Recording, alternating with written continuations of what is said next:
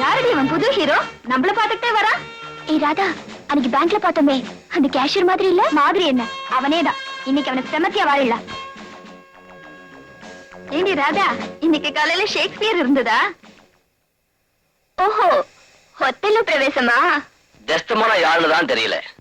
நாங்க எங்களுக்குள்ள ஏதாச்சும் பேசிட்டு இருந்தா உங்களுக்கு என்ன? ஆமாமா, நம்ம நாட்டுல பேச்சு சுதந்திரம் இருக்கு.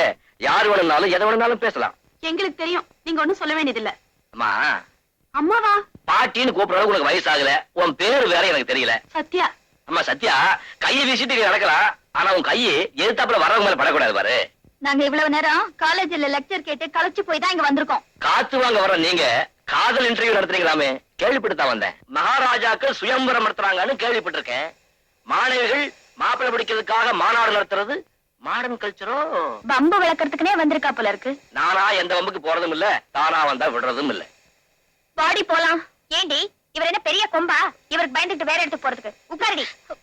அதுலயும் ஒரு சிக்கல் இருக்கே. நீங்க எங்க போனாலும் நானும் அங்க வருவேனே. ஏன் சார்? அதாமா விதி. ஏமா, இன்னைக்கு உங்ககிட்ட பேசியே ஆகணுங்கிற முடிவோட வந்திருக்கேன். முதல்ல இன்டர்வியூ நடத்துங்க. ஆரம்பத்துல பாட தெரியுமான்னு கேட்பீங்களே, சூழ வேண்டாம், டூயட் பாடுவோம். நான் ரெடி, நீங்க ரெடியா? அதுக்கு வேற ஆளை பாருங்க. வேற ஆள எனக்கு பிடிக்கணுமே. அப்புறம் என்னது, ஆட தெரியுமாவா? சார், நாங்க ஒண்ணும் உங்களை கேட்கல, நீங்க போலாம். எனக்கு மட்டும் ஏமா ஓட வஞ்சன?